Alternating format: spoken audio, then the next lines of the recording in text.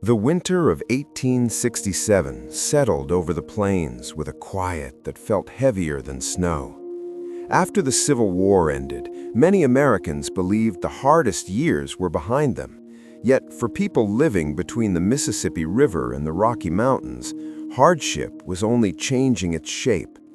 The country was stitched back together in name, but its people were still learning how to live with loss, ambition, and the weight of unfinished promises. Elias Turner arrived in Kansas with little more than a folded letter from his older brother and a mind shaped by war. He had marched through Virginia, slept in mud, and watched boys no older than himself disappear into smoke. When the war ended, he returned home to Ohio and found the farm sold, his parents buried, and the town quieter than memory allowed. The letter from his brother Samuel spoke of land, railroads, and a chance to begin again, so Elias followed the iron tracks west. The town of Cottonwood Crossing was barely a town at all. A few wooden buildings leaned against the wind, and the railroad cut through the land like a promise not yet kept. Samuel worked as a foreman for a rail company, pushing tracks farther west, and he believed the railroad would turn emptiness into opportunity. He believed that movement itself was a kind of hope. Life near the railroad followed a strict rhythm. Men rose before sunrise, ate rough bread and salted meat, and worked until their hands shook from cold and exhaustion.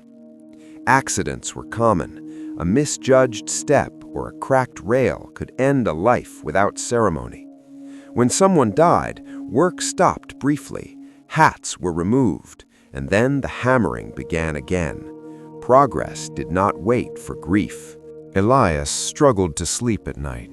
The sound of wind through the tall grass reminded him too much of distant cannon fire. He spent evenings repairing tools or listening to Samuel talk about the future. Samuel spoke of towns that would rise along the tracks, of schools, churches, and families who would arrive by train instead of wagon. He believed the railroad would tie the country together in a way no war ever could. Not everyone shared that belief.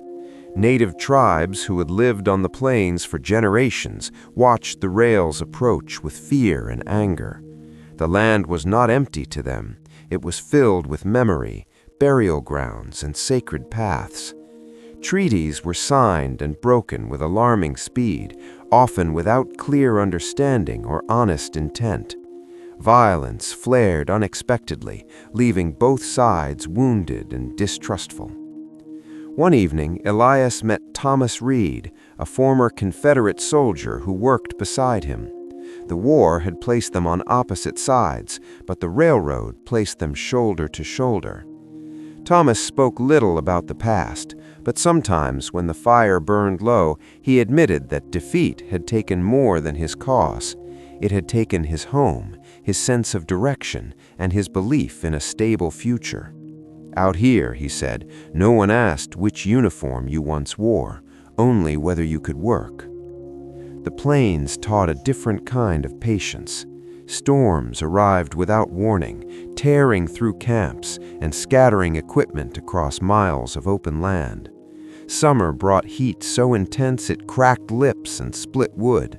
Winter froze water solid before a man could lift a cup to his mouth. Yet people stayed. They stayed because going back meant facing a life already lost. In the spring of 1868, cholera spread through the camps. Clean water was scarce, and knowledge of disease was limited. Men fell ill within hours. Some recovered, many did not. Samuel worked until exhaustion, organizing care and burial, refusing to slow construction. Elias watched his brother grow thinner each day, driven by a sense of duty that bordered on self-destruction. Samuel died quietly one night, his breathing shallow, his hand gripping Elias's sleeve. There were no last speeches, no dramatic confessions, only a simple request that Elias continue west if he could. To stop now, Samuel believed, would give loss more power than it deserved. After the burial, Elias considered leaving. He could return east, find factory work, and live a life defined by survival rather than risk. Instead, he stayed. He took Samuel's position, learned the complicated politics of rail contracts, and negotiated with men who saw land as numbers rather than lives. The work hardened him, but it also gave him purpose. As years passed, Cottonwood Crossing changed. A schoolhouse rose where tents once stood. Families arrived, bringing children, furniture, and fragile hopes. The railroad connected distant markets, allowing farmers to sell crops beyond local borders. With growth came conflict. Land disputes filled small courtrooms. Saloons multiplied faster than churches. Progress arrived unevenly, rewarding some while leaving others behind.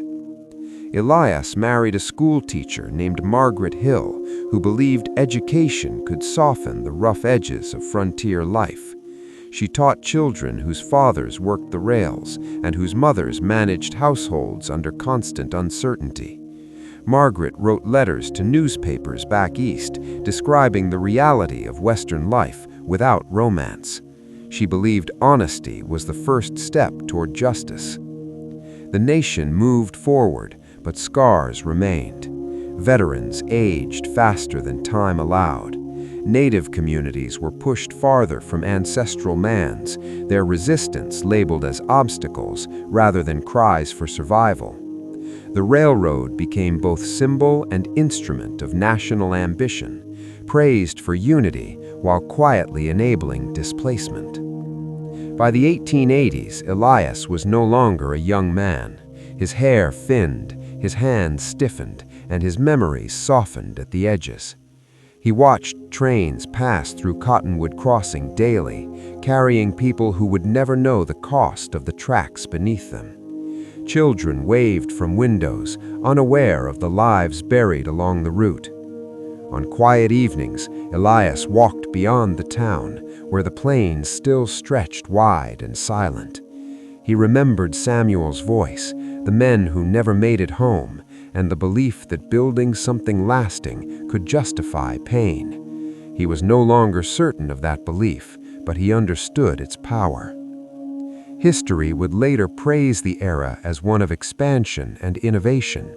Textbooks would speak of opportunity and courage, of a nation pushing toward the horizon. They would mention conflict, but often briefly, carefully. What they could not fully capture was the daily weight of choice, the way ordinary people carried the future forward while unsure it would thank them. When Elias died in 1895, Cottonwood Crossing was a thriving town with paved streets and electric lights. The railroad still ran through its center, louder than ever. Margaret outlived him by many years, telling her students about the early days when nothing was guaranteed except effort.